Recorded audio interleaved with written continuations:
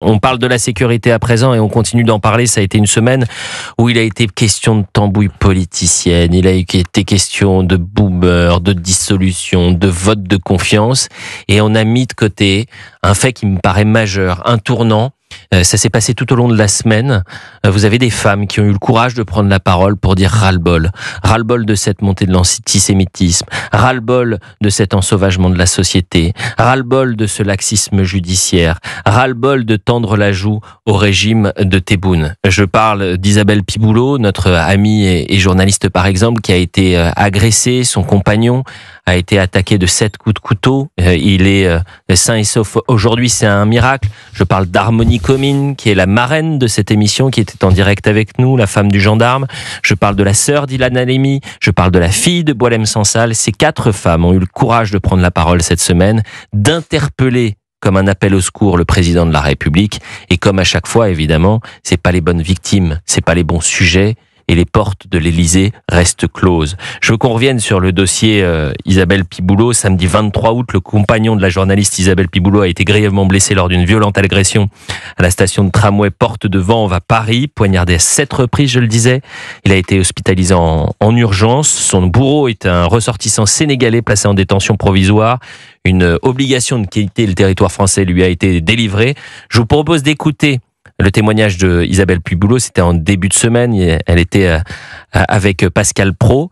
On va l'écouter. Et puis, pourquoi on en parle ce matin? Parce que pour la première fois, son avocat a réagi. C'était dans l'heure des pros ce matin. D'abord, Isabelle. Moi, j'ai la chance que mon compagnon soit en vie. J'ai la chance, moi, d'être en vie.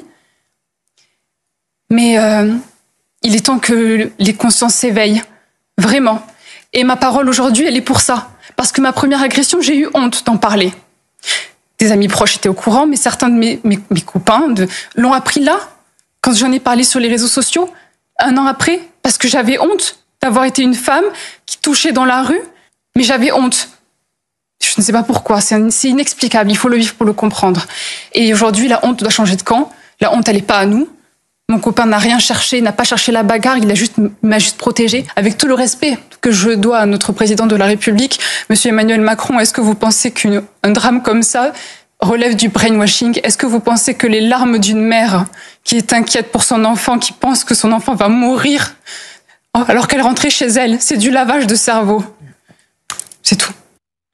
Et donc Gérald Pandelon, maître Gérald Pandelon était notre invité ce matin sur l'heure des pros.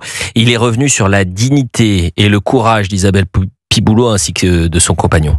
Isabelle Piboulot et de son compagnon qui ont fait montre en pareille circonstance d'un extraordinaire courage, mais également de dignité. Alors courage pour Isabelle, certes, mais courage également pour son compagnon qui, au péril de sa vie, s'est interposé pour mettre en sécurité sa compagne et il a perçu 7 coups de couteau. Je pense que l'acte qu'il a commis à ce moment-là est presque un acte héroïque. J'évoque également la dignité. Ce ne sont pas des personnes qui sont les concernant dans la haine, dans la colère. Au contraire, ils disent, maître, nous souhaitons uniquement que justice passe, que tout simplement nous soyons restaurés dans notre dignité, au nom du droit, au nom de la vérité et accessoirement au nom de la justice. Georges Fenech, très important aussi d'entendre l'avocat d'Isabelle Piboulot, d'entendre son témoignage qui symbolise cette insécurité du quotidien, cet ensauvagement de la société que beaucoup refusent de voir jusqu'au plus haut sommet de l'État. Oui, mais je voudrais reprendre l'angle que vous avez pris tout à l'heure, qui me paraît important, c'est l'angle, la victime, la parole de la victime. Ça qui est important. Et nous voyons effectivement, depuis quelque temps maintenant, des victimes oser prendre la parole, voire même interpeller publiquement à travers la caméra le chef de l'État, comme ça a été le cas d'Isabelle. Mais ça n'est pas vraiment nouveau que des victimes essayent de se faire entendre. Rappelez-vous, celles notamment qui avaient créé des associations, je pense évidemment à Jean-Pierre Escarfaille et au colonel Schmitt, qui se sont, pour avoir osé créer une association et essayer d'exprimer leur douleur et faire en sorte que on lutte davantage contre la criminalité, notamment sérielle, les violeurs en série, ils se sont retrouvés sur le mur des cons, dans un local de magistrats, voyez-vous. Donc, c'est pour vous dire que la victime, elle n'a pas encore tout à fait le droit de citer dans un certain courant doctrinaire qui considère qu'après tout, la victime, c'est moins important que l'auteur qui doit être pris en charge. Éric Revel. Oui, alors moi j'aimerais revenir, et je transmets évidemment toutes mes amitiés à Isabelle Piboulot, j'aimerais revenir sur cette horrible affaire. Pourquoi je vous dis ça? Parce que on a appris que cette personne n'avait pas eu d'abolition du discernement. Ça veut dire qu'elle était totalement consciente lorsqu'elle donne 7 coups de couteau. Est-ce que les gens, puisqu'on parle de vie quotidienne, se rendent compte ce que c'est que prendre 7 coups de couteau de suite au point de penser qu'on va en mourir. Donc, ressortissant sénégalais en France depuis 2011. Hein. Voilà, vous parliez du plus haut sommet de l'État. Il y en a un qui a appartenu au plus haut sommet de l'État, que j'ai entendu puisque j'étais sur place aux réunions du MEDEF, qui est monsieur Dupond-Moretti. Quand il explique que CNews serait responsable finalement de l'ensauvagement de la société, ou qu'on en parlerait trop, ou que la justice n'est pas laxiste, ben je dis à monsieur Dupond-Moretti tranquillement que ces effets de manche et ces vocalises grand avocat du barreau n'impressionne plus personne, parce que les Français, dans leur vie quotidienne, le vivent. Ils vivent à la fois, on verra sur le dossier de Thérèse et de sa famille, mais 5 ans, elle attend 5 ans pour savoir si elle va avoir le droit de faire le deuil définitivement de sa fille et de sa petite fille. Que justice soit rendue. Mais monsieur Dupond-Moretti, mais Monsieur Dupond-Moretti, sur quelle planète Monsieur Dupond-Moretti, il attaque CNews, Pascal Praud et ses amis sur le cours central de Roland-Garros, avec une coupe de champagne, j'imagine, à droite, avec une sécurité XXL autour de lui. J'extrapole en disant la coupe de champagne, bien sûr, à boire avec modération, j'embrasse l'Arcom. Mais quand je vous dis ça, c'est qu'il est déconnecté complet. Et puisque vous voulez parler d'Éric Dupond-Moretti, on l'entendra juste après la pause. On revient dans un instant. Oui. Elliot Devalez-vous, ça continue jusqu'à 13h en direct sur Europe 1. Je vous rappelle que si vous souhaitez réagir à l'émission, le standard vous est ouvert au 01 80 20 39 21. C'est un appel non surtaxé. N'hésitez pas, à tout de suite. Week-end, c'est jusqu'à 13h. Un numéro, chers auditeurs, 01 80 20 39 21. Vous prenez le téléphone, vous réagissez en direct sur Europe 1 dans le studio. Estelle Lafont que vous venez d'entendre et nos 2 chroniqueurs, Éric Revel, Georges Fenech. Éric Revel qui était remonté comme une pendule parce qu'on parlait de la sécurité, de la vie quotidienne. Vous avez raison des Français, Elliot, mais regardez ce qui se passe. Écoutez, vous avez mis un petit tacle à Éric Dupond-Moretti. Vous n'avez pas du tout apprécié sa sortie. Agitator qui a repris la robe pour défendre le bilan catastrophique en matière de sécurité d'Emmanuel Macron, c'est normal. Enfin, il voulait pas faire de politique. C'est Emmanuel Macron qui est allé le chercher. Il y a pris goût. Imaginez, garde des Sceaux. En 4 ans, il a fait moins que Gérald Darmanin, qui est là depuis quelques mois et qui a alors lui, sa boussole, c'est le bon sens. Vous imaginez. Donc j'imagine qu'il y a un peu de rancœur, il y a un peu de colère de se dire, attendez, mon successeur, qu'est-ce qu'il dit? Il dit, moi, j'ai juste appliqué une chose, c'est le bon sens. Deux choses. J'écoute les Français et le bon sens. Alors, il a fait polémique cette semaine, Éric Dupond-Moretti, puisque quand on lui parle de sécurité, qu'est-ce qu'il dit? Il dit, c'est la faute de CNews, c'est la faute de Pascal Praud et c'est la faute de ses amis. Écoutez Éric Dupond-Moretti et qui lui a répondu? Reda Bellach, responsable syndical Unité Île-de-France. Donc, en fait, vous avez le dogme, l'idéologie,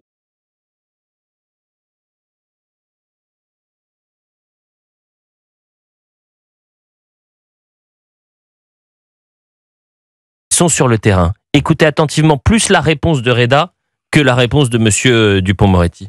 Il y a 1000 crimes par an dans notre pays. Donc vous avez pour les chaînes d'infos continues matière tous les jours à nous parler d'un crime. Ce qui finit à la fois par nous inquiéter, et légitimement, et ça nourrit l'insécurité, bien sûr, pour ceux qui la vivent, mais aussi le sentiment d'insécurité. Et ça, on peut pas le nier. On peut pas le nier, mais écoutez, allez dire ça à monsieur Praud et à ses amis, et vous verrez ce qu'il vous répondra. Il vous répondra, mais non, pas du tout. C'est vous qui êtes déconnectés. Honnêtement, ces propos me dégoûtent. Parce que lui, il s'est jamais fait caillasser. Pour lui, je dirais pas qu'il vit dans un autre monde.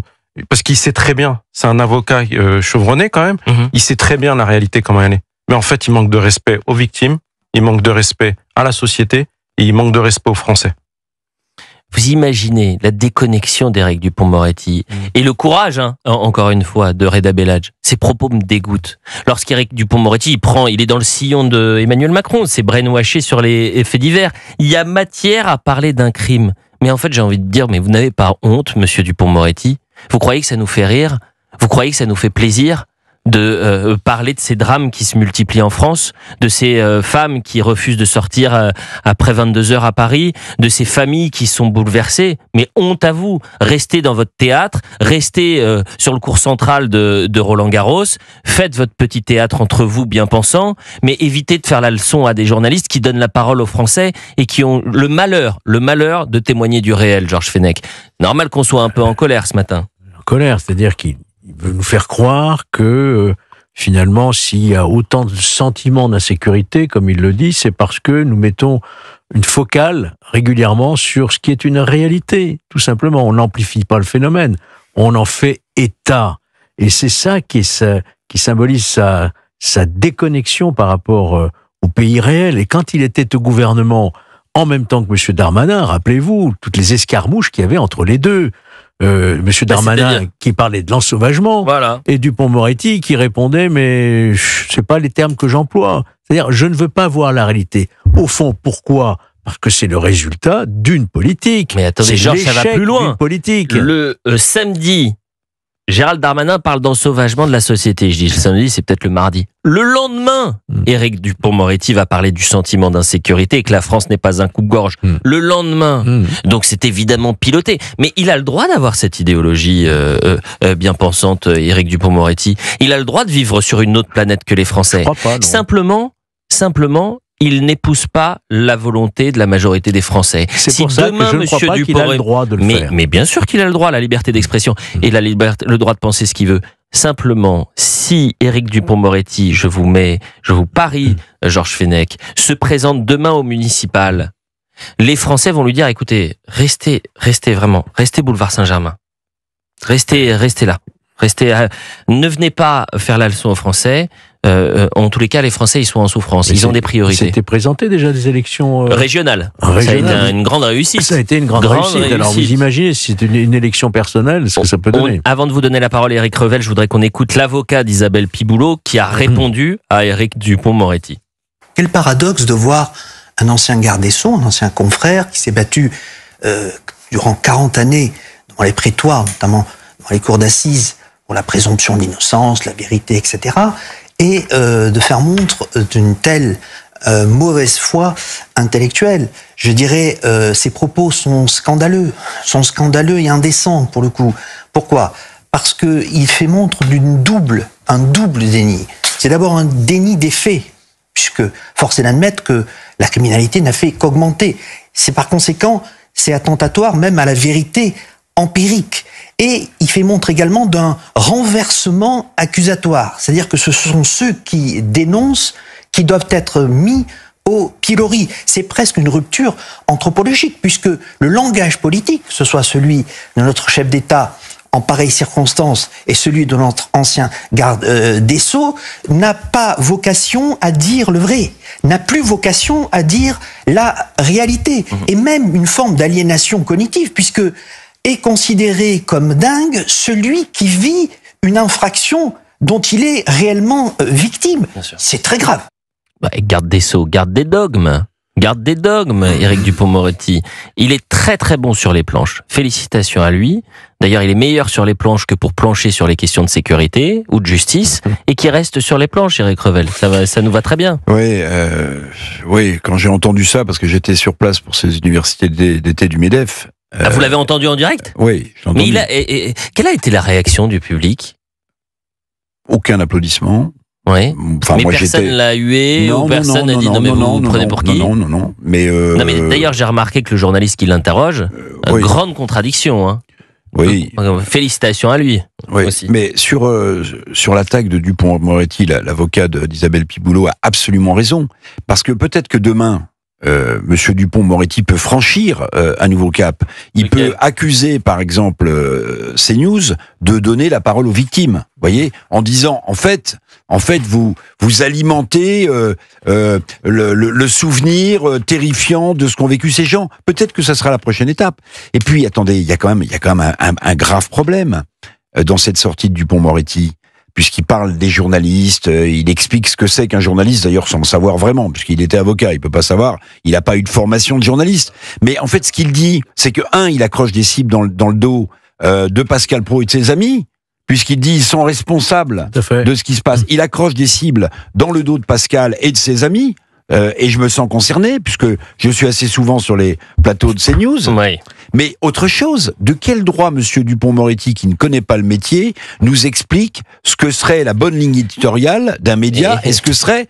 Voilà. Eh bien, Monsieur Dupond-Moretti, qui défend la veuve et l'orphelin et la bien-pensance, devrait savoir que la liberté d'expression d'un média... Et les succès des médias en question le montrent. Le succès, ça l'énerve. C'est ça le véritable vecteur. Ça le rend dingue. Il comprend pas. Il fait une fixation sur le média de CNews. Il a fait une fixation dans sa courte période politique, une fixation sur le Rassemblement national. Excusez-moi de le dire comme ça. Il a pris une rouste au régional, une rouste XXL. Ça a été un flop total. Donc peut-être qu'il y a aussi un peu de rancœur. Et encore une fois, notre but en tant que journaliste, c'est de rester honnête. Et donc l'honnêteté, c'est de donner la parole aux Français et puis de parler des faits, rien que des faits, ou même voir à travers les chiffres, ou même les sondages. Sondage de juillet dernier. Selon vous, le bilan d'Emmanuel Macron en matière de sécurité est-il positif ou négatif? Sondage CSA pour Europe 1, CNews, le JDD. Vous voulez que je vous donne la réponse? 81% des sondés répondent que le bilan de Emmanuel Macron il est négatif. Je rêverais. Alors là, les auditeurs 01 80 20, s'il y a parmi les auditeurs quelqu'un des 18% qui considère que c'est positif, appelez-nous. N'hésitez pas. N'hésitez pas. Je serais ravi de savoir en quoi le bilan d'Emmanuel Macron en matière de sécurité a été positif.